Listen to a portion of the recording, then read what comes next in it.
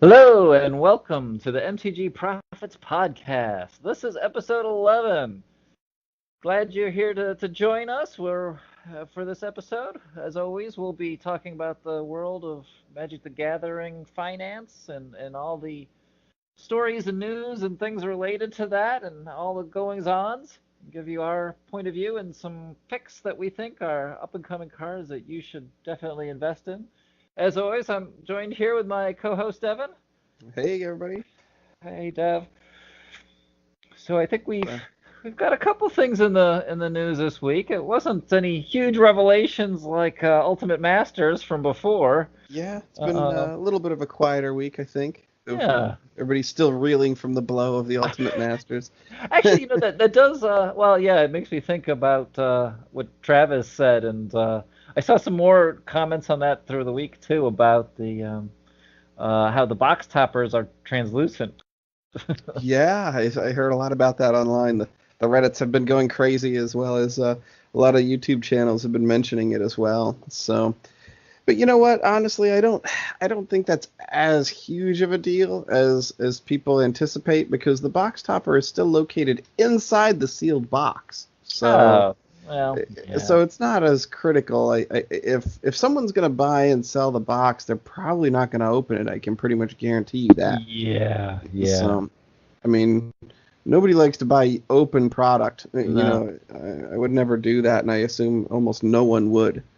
So it's Hmm. curious to see. I had been paying attention to the velocity of the sales on eBay for the Ultimate Masters, and kind of like what you talked about before, if the get-in point is low enough, Sure. it might be worth snagging a box or so. I actually did pre-order a box, and I paid $263 for that. That's not So too bad. it's not terrible. We'll see how it goes. Yeah. I ordered it from the infamous Sports and More, the much reviled internet seller, hated by all LGSs everywhere, and purveyors and sellers of Magic. Well, I So, guess what because there's a lot of suspicion around that seller, right? uh, That's yeah, that's apparently the thought is that it's actually a distributor. So, or possibly actually Wizards of the Coast direct selling. yeah. So, because the distributors are contracted not to sell product directly to the public, Hmm. as per their contract with Wizards, but they've been doing this for quite some time. The amount of boxes they sell is obscene, and really only a distributor would have Well, access to yeah, I this. guess that doesn't make sense. Any other, smaller entity Yeah, could do that, really. exactly. So what happens is they fire sale the boxes at release time. They make a few dollars, profit, and but it immediately and instantaneously destroys box value. So it's like what happens is it just flushes the price of the boxes down the toilet, and a lot of times they never recover. Yeah. The interesting thing about the Ultimate Masters is they sold 4,001 boxes of Ultimate Masters in a 48-hour period. Yeah, that's And crazy. it was funny because prior to them And these are all selling them, eBay sales. these are all eBay sales, every single Yeah. one of them. Yep. And I don't know if you've ever done an advanced eBay search, but you can see what items sold and for what price if you know the name of the item.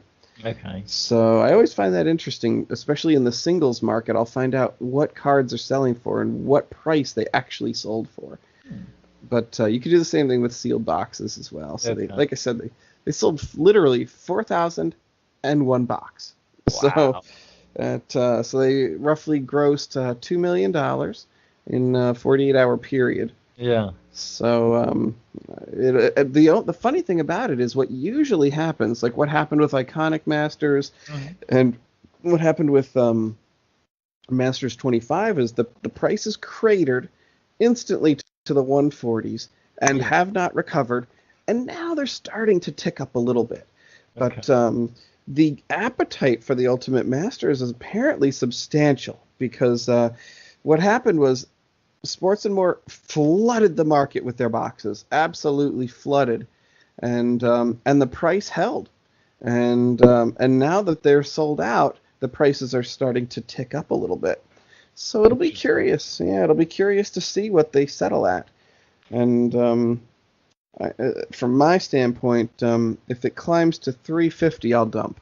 So Yeah. if it doesn't, I'll probably end up sitting on it for a couple of years until it reaches a point where it becomes worth selling. So, if I could turn it around in 2 months upon release for 350, I would probably do that, because Not then bad. probably profit about. I'd probably pocket about $50. $50, I'd say, 40 yeah, to 50. after everything. Yeah, so that's probably worth it. Barring that, I would probably wait a long time. So. Yeah, I'd be kind of curious to see where the prices kind of settle on that, because I think we were expecting it to kind of dip. Yeah, I honestly was thinking that it would follow the same path that the Iconic did, and I was thinking, oh, I'm gonna pick these boxes up at 250, 240. That was my initial thinking. But an interesting side note, and I've never seen this happen before, but the Sports and More, before they sold the boxes, were selling the sale date. They were selling you for $1 special advance notice of when they were going to list the boxes for sale. For 99 cents, they were going to send you a text message that said when they were going to start listing the boxes. So the hunger for the Ultimate Masters is apparently substantial. People, they thirst for it. So, and I think part of it is because they feel like I would include myself in this category as well. I think what they thought is that there is going to be some high quality cards throughout the rarity levels. So, good uncommons, good commons, good rares, good mythics. So I think, I'm hoping that they pack full of juicy goodness, but I guess that has yet to be seen. So I suspect it'll be spoiled, but they always do spoil. Yeah. Ever since Cardamundi is no longer the sole purveyor of the cardboard, they always seem to have spoils. Mm-hmm. But so that's I guess the new news of Ultimate Masters. I'd be interested to see what the number of sales of that 99-cent notice. How many of those? Yeah, how many people really went in on that? It's funny. It's a good question. The problem is I can't easily find it because I don't know what the heck that thing's called. So it's hard to find the amount of them that sold because I don't know what to look up. It's easy to look up, Ultimate Masters booster box. Sure. But I don't know how they describe that pre-sale release information ticket. Wow. That is interesting. That's 99 cents they were selling that for. And the funny thing is, they might have made a similar amount of money selling those as they did selling the actual boxes. Absolutely, yeah, because that's cost them zero, essentially. Exactly. And I know they tend to fire sale the boxes, so I think, if I'm not mistaken, the cost for the boxes is going to be around $240. So if they sold them for $264, they're making like $1 or $2, Sure. So they just dump, which again is why all the LGSs really just despise their presence on the web, which I don't blame them. It's just another point of downward pressure for the unfortunate local gaming store. Yeah. So. Yeah, it does seem, that whole thing really seems pretty shady. Sort of shady, yeah. Yeah, something fishy there. Yeah, for sure. Well, it'll be interesting to see what happens. I think what was the release date again? I want to say early December. Right? I believe so. Like the 11th or the 12th or something. Yeah. I can't remember exactly. We got a little bit of time, but see how stuff shakes out. Yeah, we'll definitely have to keep on top of that and see what happens. Yeah, for sure. But so that's that. Interesting. I know we had in non-Magic news, Stan Lee kicked it today. He moved on to Asgard. To Asgard or wherever. Or I guess Valhalla would be. I guess Valhalla would be where he went. Yeah, that's where you go after you die. Or some other. He is paid the ultimate price. Maybe he was some sort of scroll of some sort. We don't really know. I don't think that'll impact anything in the Magic markets. No, no, just But, interesting side note. interesting side note. Yes, Stan the Exactly. man. Yep. Has been terminated. Yes. Yep. I'm trying to think what other news did we have. I mentioned that you had seen this before. I think I did. The Skyfall. So there was a news story that Skyfall partnered up with TCG Player. So Yes.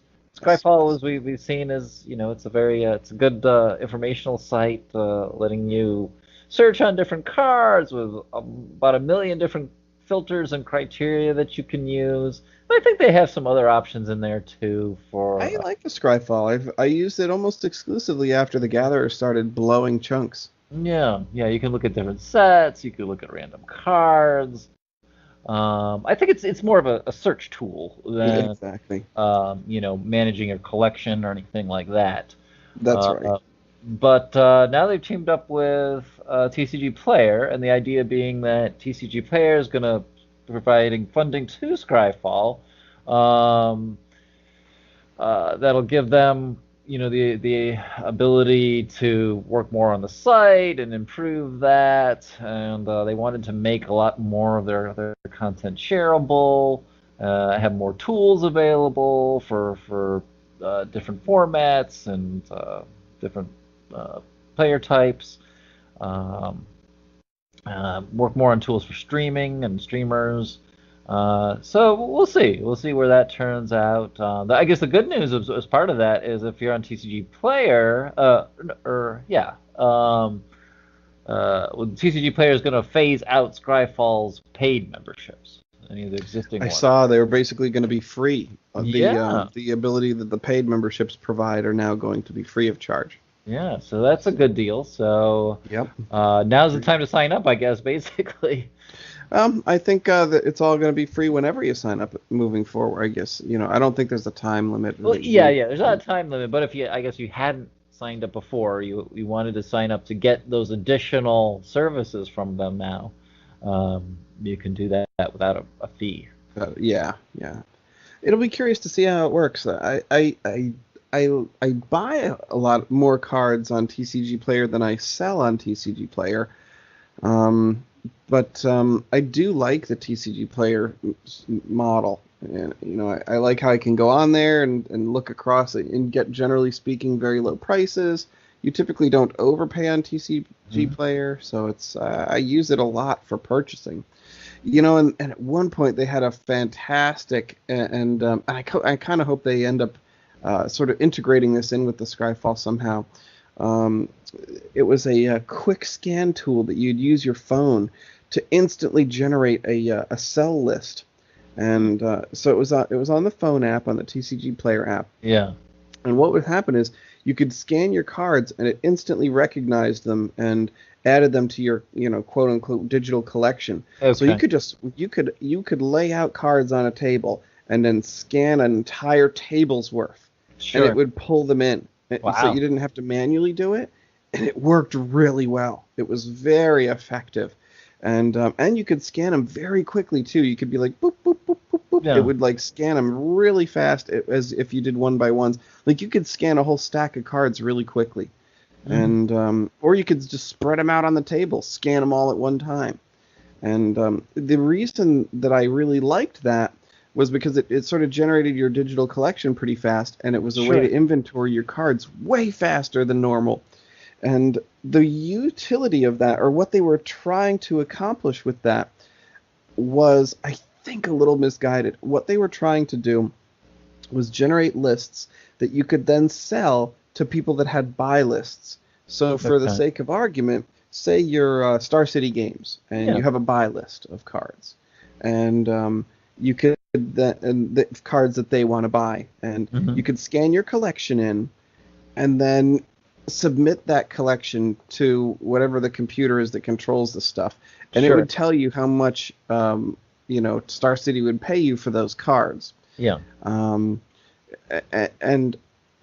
the problem with that is, I don't want to buy list sell my cards to somebody that only wants to pay me 30% of their value. Mhm. I would so much rather scan them all in and list them all for sale Yeah, on TCG Player. sure. So why would I want to unload my cards at 30% of their value when I could probably sell them for 80% of their value? You see what I mean? So was I guess TCG Player then basically acting as a middleman for your buy list? Essentially, yes. Okay, So so they were going to take your list of scanned cards in buy list form and pass it on to Star City or whoever, and I guess generate a little commission in the process or a little. yeah, I'm not even sure if how that was monetized for Mm, TCG Player, but essentially it was like a tool that was little able to tool. Okay. grease the wheels by you giving your cards to like a large, retailer at Okay. cheap prices. So, Card Kingdom also did something like this. That they charged for the app. It was a $5 charge, and Okay. I can't remember the name of the app. It also worked exceptionally well. It might have been something like Scry. It seemed to have Scry in the name, Yeah. um, Hmm. and it worked similarly. And then they gave you a $5 credit to shop on their website with. So they're like, oh, it's kind of free. You just get a free credit on our Free-ish. site. Yeah, Yeah. free-ish. Hmm. I mean, But that's good. I mean, I think these kind of tools are great. I think TCG Player has got their little niche where it seems like a lot of the price uh, history and price setting and price data all comes from them. A lot of those yeah, a lot prices of are it. all based on it, and it seems Yeah. uh, it's kind of a It's good like position for TCG them to player be. mid pricing, Yeah. What do you value that at? TCG player mid, you know. And I, it seems like all of that data they provide free as well. So if you want to integrate that with your site, you can use some of their APIs and whatnot to bring in that data and supply it. So kind of puts them in a good position, I would say. it does. Yeah, I think it does. I think they want to be the major, place where you go to buy and sell cards, which is a laudable goal for them. I mean, it's how they make their bucks. So they want to be the best, and they seem to be doing a pretty good job with it. So Would you say now that most pricing is based on their pricing that's I reported would from say there? so. I would say so. Like Because I I think don't know. wasn't kind of in the past it was. It seems to me that it was Star City who kind of guided the market and kind of It judged sort from of that. was for a while, especially when it came to trade values. A lot of people would use Star City games to determine, like, for example, if I had a Steam Vents or something, Hmm. and you had, like, you know, I don't know, something like, I can't even think, like a Wrath of God or something. And then you say, Sure. oh, okay, well, let's look up Wrath of God. Let's look up Steam Vents. Oh, Steam Vents is worth twice as much as Wrath of God on Star City. Hmm. So that would be, you know, very commonly done. But Yep. I think now more commonly people use TCG player mid pricing, Hmm. yeah, Interesting. which is probably more realistic. You would never buy cards from Star City. The prices are so extreme. Yeah, they're definitely at a premium. Yeah. I mean, I can't remember the last time I bought anything from them. Yeah, It's same been here. years. Yeah. Yeah. I actually think it was like 2 years ago. I actually bought 2 boxes of Ixalan from them sealed for $69 shipped. Wow. It was their Black Friday sale. It was the Okay. last time I bought something from them, and I want to say the first time I bought something from them. So I was like, huh. It seems like the Black Friday sales, if you're trying to shoot your load Which on is sealed coming up product, here yeah, very shortly. it is. Cool Stuff Inc. seemed to do something pretty good with their Black Friday. Periodically, apparently, Star City does. Channel 5. They all the biggies do. Sure. All these places. Hmm. It seems to me too that Star City is, well, one of the areas that they kind of pioneered and are definitely a force in is kind of the whole event hosting and tournaments that they've really taken over that scene. On the East Coast, it's Star City, and on the West Coast, it's Channel CFB. Yeah, exactly. Yep, That's where they've they've got. really focused on it. It seems like. Yeah, and I think Wizards wants it that way. Wizards wants these large single monolithic groups to deal with. Yeah. So, I think they almost prefer it. But just to bring it back around too, I'm trying to remember. Wasn't Scyfall? It was originally something else, and that was purchased. I can't remember. You remember? I can't remember. This was happened not that long ago. I want to say maybe 6 months ago or something. It was something before, and then it got taken over by Scyfall, and then was it magicinfo.net? That's right. You're right. Yep. Yeah, Magic Cards. Magic Info. Yep. Yeah, magiccards.info. That's what it was. Right. Yep. Yeah, they absorbed them because that's what I used to use. Exactly. Yeah. Same here. Same here. Yeah, that's exactly right. That was sort of, I would consider, a merger of equals because they were both free. Apparently, Mm-hmm. You know who I'm sure misses the magiccards.info is Scott there. I think that's where they made it easiest to print the proxies. They would print, 4 of sheets. Oh, do you want 1 proxy, 2 proxy, or 4 proxies? There's a lot of proxy places, yeah. Print out those proxy duels. They made it super easy. Shout out to Scott there. That's kind of it's interesting that they're kind of taking over now. It's like, well, it's another little site. Now it's merger here. It's kind of how these things move around. Yeah. Guess it's just like anything else. Yeah, no, it's good. I mean, I think it's good. There seems to be a lot of these kind of magic. I don't even know what to call it. Magic related, magic resource related sites with a lot of storefronts and articles and strategy and all of this sort of stuff. Everybody competing and everybody linking to the same kind of things. Mm-hmm. I don't know. Tight universe, I guess. Yeah, exactly. Well, anyway, good news for us with this new partnership. So yeah, absolutely. See where that goes. I want to say, is it time for us to start thinking about moving on to our picks here? I got two. I'll do 2 other real quick news items here. I was telling you earlier about just some art news.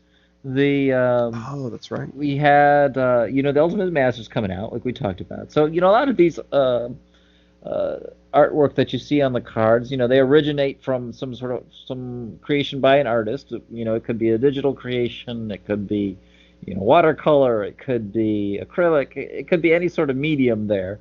But in some cases there is an actual physical portrait that's available of this piece of art. And this was the case for the new Bitter Blossom art that was in Ultimate Masters. This was actually created by Jesper Edgsing for Ultimate Masters, and he sold the original artwork to VintageMagic.com, Daniel Chang of that, for $12,000. So big purchase for that. This was an acrylic on board, measuring about 12 inches by 16 inches. So not a giant picture, but one that was sold for a size pretty penny. Yeah, 12 G's is for 12 by 16. It's not an insignificant sum right there. It's somewhat substantial. It's pretty cool looking. I'll say. I don't mind the new piece, which is, if you've seen it, it's a little, I guess, little fairy, and it's kind of crouching in a plant, and you can kind of see some other fairies in the background, like suckling on those bitter blossoms. Yeah.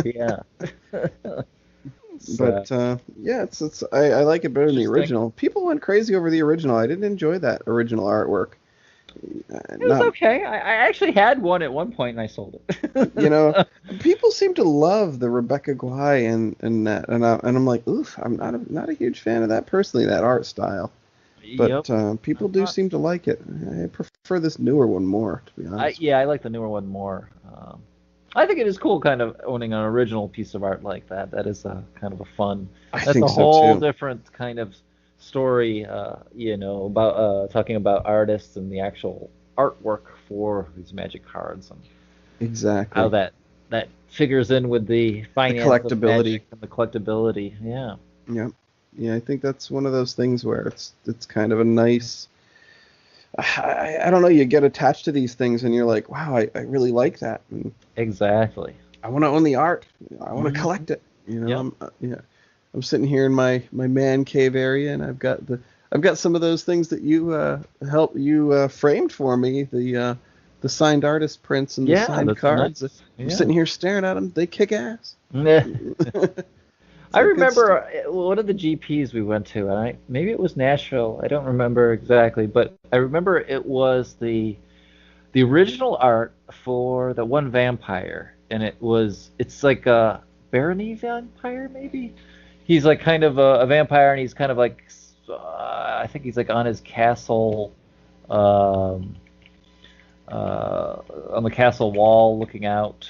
Um, if that sounds familiar.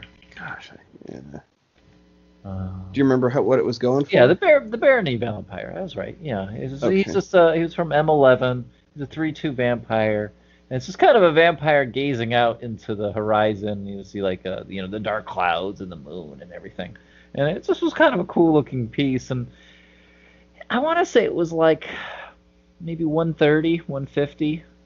Oh, is And that right? For the yeah, original, for or the was that original. for?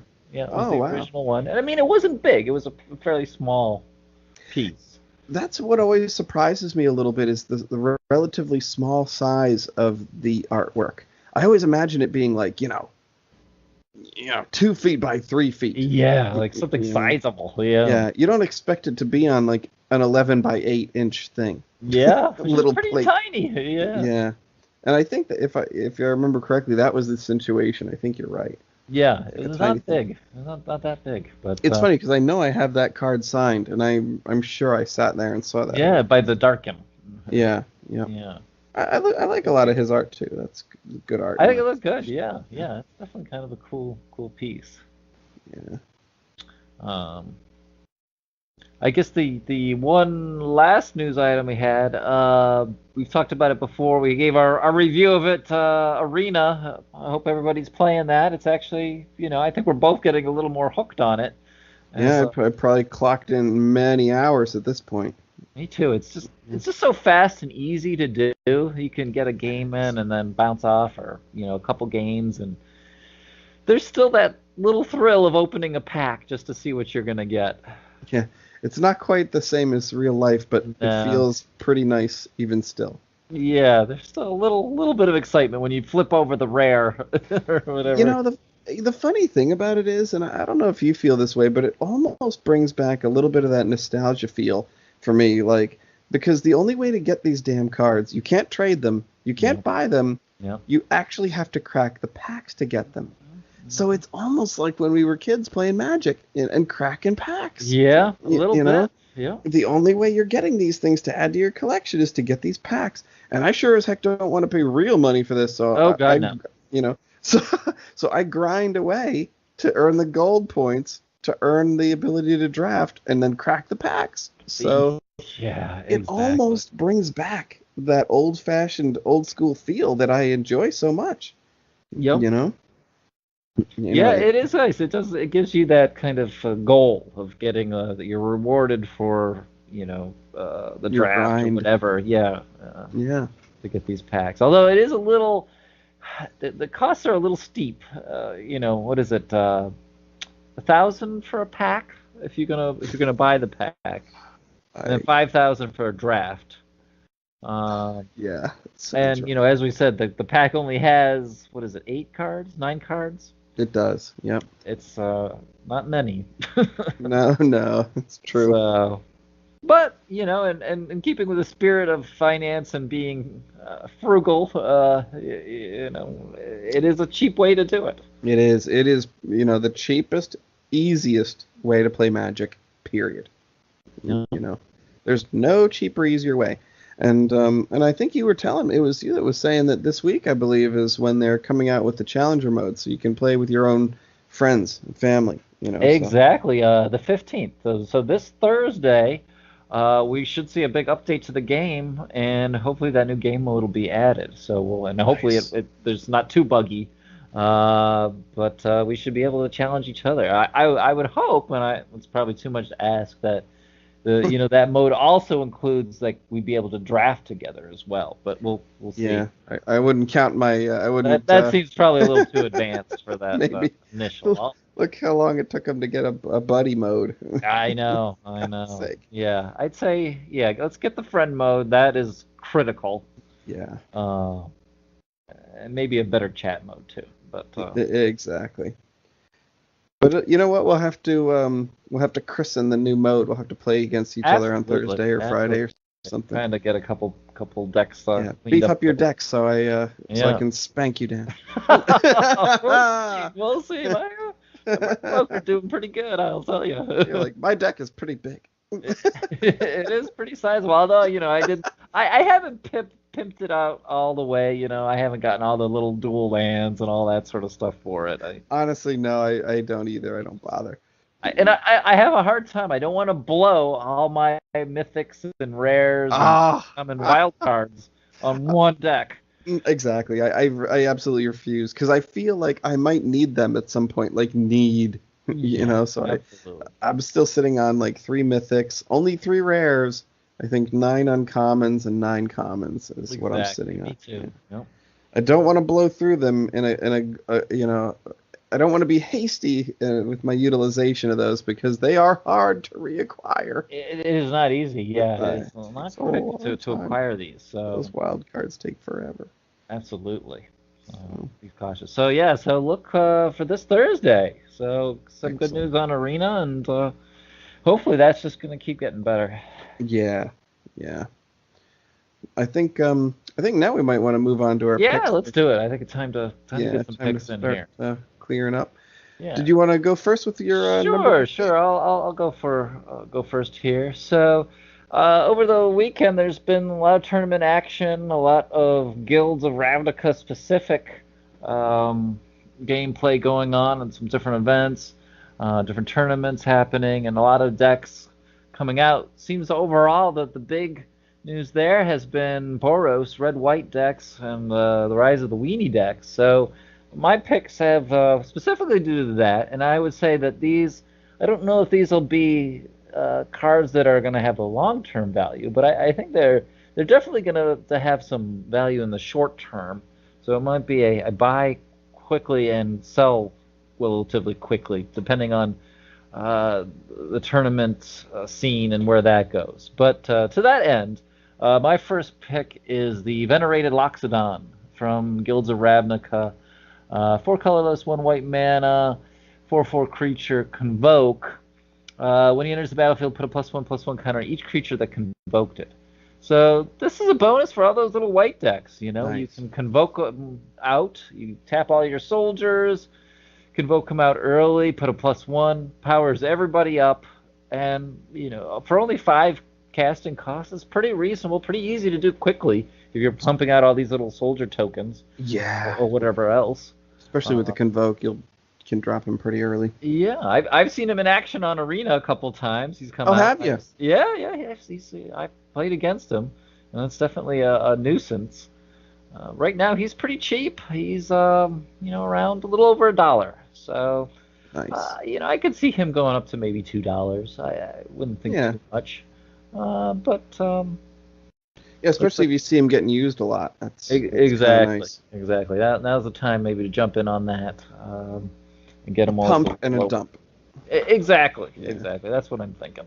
Yeah. So. Nice. So what's your first pick? My first pick is again, I tend to go back to the more casual. I like your approach of trying to kind of sort of pay attention to what's going on. I have been out of the loop, and so my pick is more of a casual. Again, I keep going back to this commander style and casual play, and it's a dragon-oriented card that is really a toolbox card that really can go in essentially any dragon deck. Any dragon deck since the inception of Magic. Dragons have always been a relatively sought-after sort of tribe, along with angels and demons and the goblins. It's one of those elves, people like to play. Yeah, so dragons are always pretty high up there. And this card is a 3 mana artifact called Dragon's Horde, And it's an M19 rare, and it says whenever a dragon, it's 3 mana casting cost, colorless. Whenever a dragon enters the battlefield, put a gold counter on the dragon's horde. Yeah. You can tap the horde to remove a gold counter to draw a card. No cost, just tap it, draw a card. And additionally, it's tap to add a mana of any color to your mana pool. And it's not just for casting dragons. It's just tap to add 1 mana of any color. So this card's going for about 78 cents right now. This is one of those cards that actually would be a buy and hold for me. I would actually buy this card and hold probably for a couple of years. This is the kind of card that won't creep up for a while, but when it does, it'll just slowly grind its way up. So it's a casual appeal card, and it'll see play in Dragon decks for quite some time, I think. Yeah, I think as you said, dragons have been one of those ever-present tribes, and they'll be back again. And there's a bunch of dragons in these latest blocks. This is definitely a good card for the dragon toolbox. Yeah, it's kind of a fun card to play with too. So, and it gives you some draw and some gas when you run out of cards. So I like it for 78 cents. That's a buy. Yeah, I think that you can't go wrong with that. I think we'll definitely see some more dragons and some other bigger dragons coming, or who knows? There's always dragons floating around. Or something. Yeah, exactly. There'll be something with that. Nice. You got a second or backup? I got pick? one last cheapo pick here.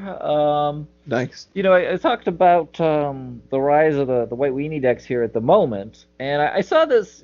I played against this card recently, and I liked it. And I saw someone's comment. They're like, "Why is this card not in any of the decks? It's great." And I thought to myself, Nice. that's a good point. And to that end, it's the Hazda Marshal. It's from Guilds of Ravnica. It's a 1/1 human soldier, just 1 white mana. Whenever the Marshal and at least 2 other creatures attack, create a 1/1 white soldier creature token with lifelink. So very cheap. It's an uncommon.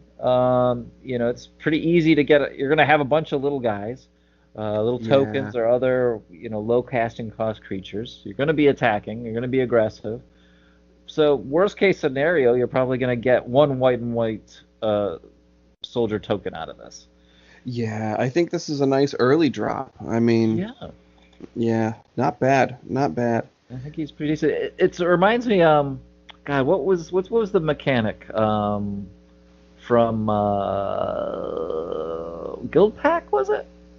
The one where it's like if you attack with 2 or more creatures, Battalion? I believe Battalion. Yeah, Battalion? That sounds right. It sounds pretty much like that as his ability, basically. Yeah. Just in word in there. Exactly. Yeah.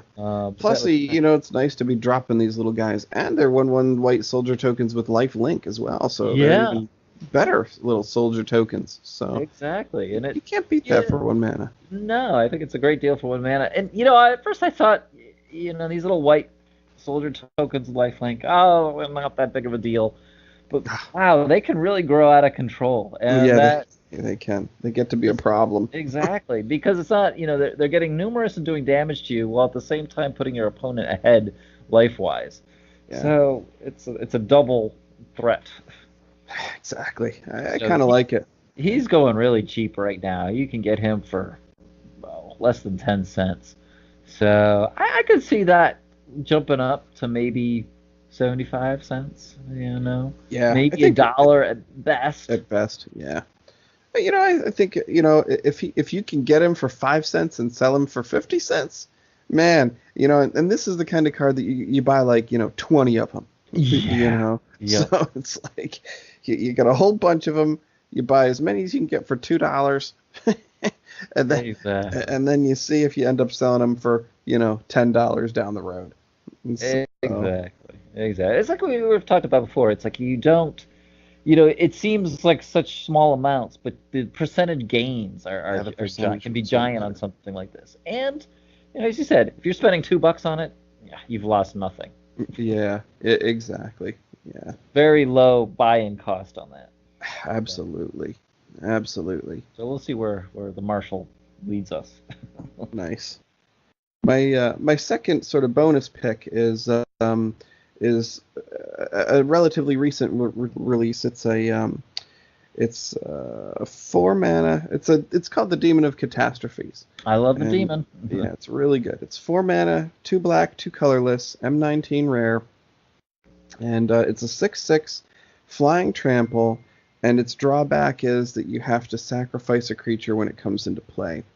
And I think the potential for this card is really pretty high. For 4 mana, it drops a whole lot of power onto the board that effectively must be answered.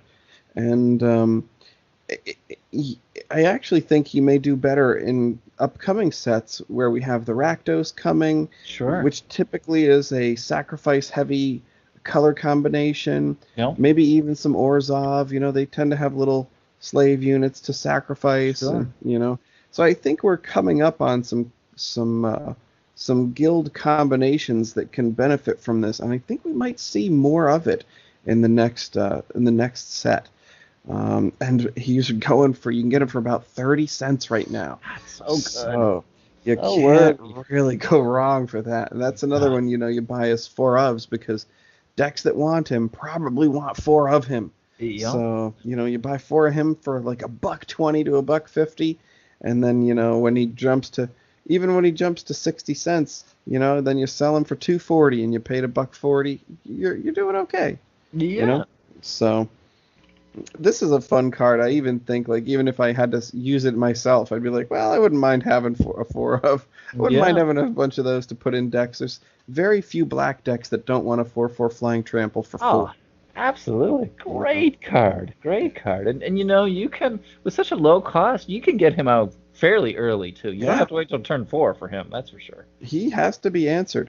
You can't leave him on the board floating around, flying, trampling all over yourself. I mean, you have to answer him.